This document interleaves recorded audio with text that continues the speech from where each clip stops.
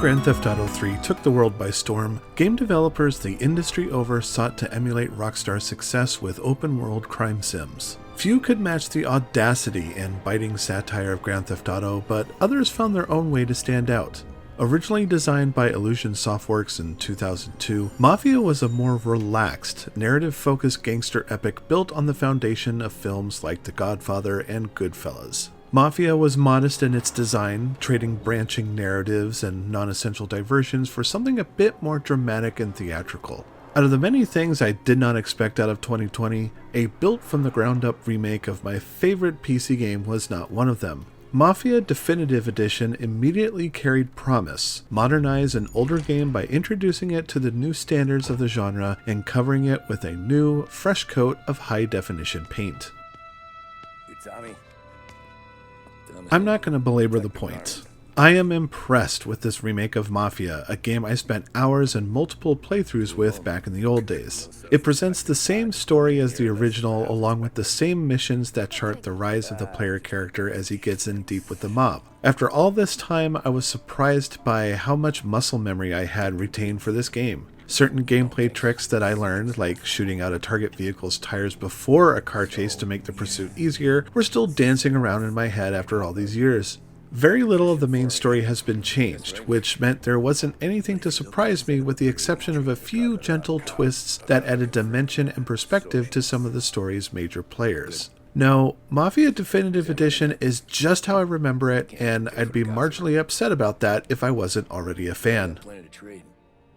Like Scorsese and Coppola, Mafia offers a romanticized glimpse of organized crime at the height of Prohibition, a time in the United States when alcohol was decreed illegal, leaving enterprising businessmen like Don Salieri to secure the thirsty with a welcome product. The Chicago-inspired Lost Heaven also reels from the destructive effects of the Great Depression. With growing unemployment and people looking to find salvation at the bottom of a bottle, the mob is given rein to line their pockets and carry influence to run their lucrative empires. Tommy Angelo enters this life by being the right person in the wrong place, as his skills as a taxi driver are forcefully recruited by a pair of mafiosos trying to escape a gunfight. After driving them into safety and fetching a handsome payday as a result, Tommy is content to forget the whole thing until he is physically harassed by soldiers from the Moretti crime family. Left with no other recourse than to seek sanctuary with Don Salieri, Tommy proves to be an effective addition to the organization by helping it make lots of money. However, we know that this is a life that Tommy cannot maintain, as our first introduction to the character is actually 8 years into the future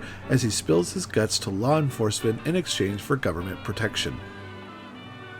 Tommy's life story recounts the things he's done for the good of the family, told across 20 missions that feature a whole lot of driving, intense gunfights, and plenty of introspection amongst Tommy and his two closest friends, Polly and Sam.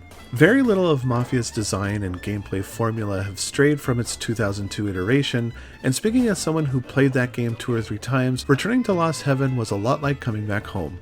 Hangar 13 is, far as I can tell, has provided a pitch-perfect recreation of Lost Heaven and gave it a beautiful new shine. The power of modern video game hardware gives new life to the story's more dramatic settings and cutscenes through excellent weather and lighting effects that really bring out the best in these memorable scenes. The visuals also extend to the cast of characters too. The original Mafia looked as if they scanned human faces and attached them to computer-generated avatars, and while it wasn't perfect, it was effective.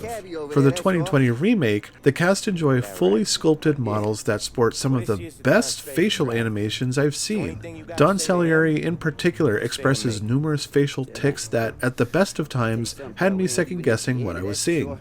The Uncanny Valley makes an appearance in some of the lesser characters, but all told, I'm extremely impressed with the game's character design and animations. A lot of time was spent producing cutscenes and animating characters, and you can really see the effort.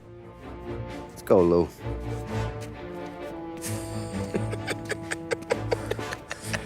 Thanks.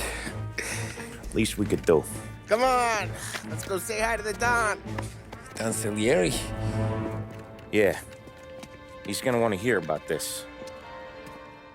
The remake greatly benefits from modern gameplay mechanics of third-person action games. Nearly 20 years ago, Mafia was a hard game because of the simulated recoil of firing a gun, enemies that were walking damage sponges, the substantial amount of damage the player receives, and large vehicles that handled like small merchant ships, which made the game's many car chase sequences rather arduous. Mafia Definitive Edition is far more playable thanks to a good cover system, analog aiming, and added quality features during car chases. As you tear down the road evading police or Mafia goons, you'll be able to navigate towards special map markers that lead to small construction zones you can pass through and leave your pursuers behind.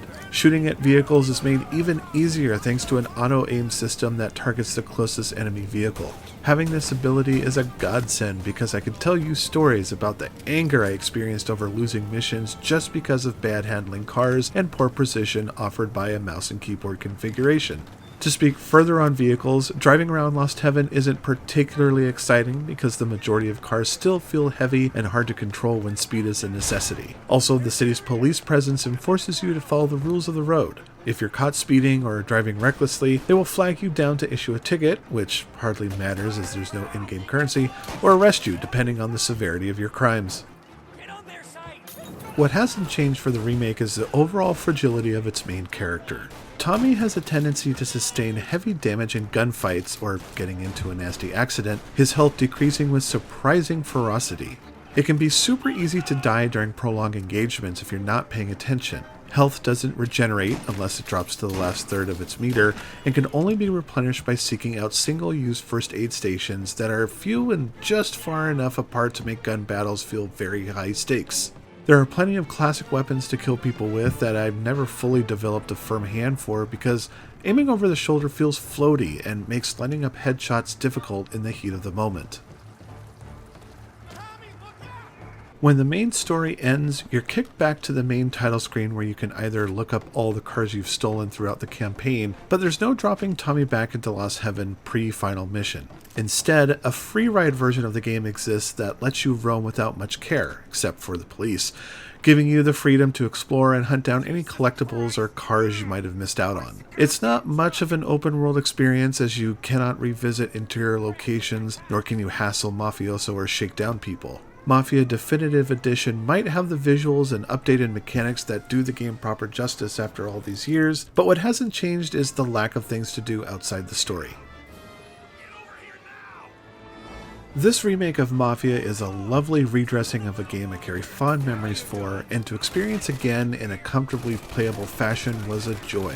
Lost Heaven looks and feels vibrant and far more alive than the stark artificiality of Mafia 2's Empire Bay. As far as virtual tourism is concerned, it's a nice place to visit given the diversity of locations, from the hustle and bustle of downtown to the quiet suburban life of Oakwood. The only real nitpicky thing I have else to complain about is a new licensed soundtrack that feels like it's from a completely different time than the game's setting of early to late 1930s. This is the same issue I had with Mafia 2, which included tracks that weren't even written at the time of the game's setting.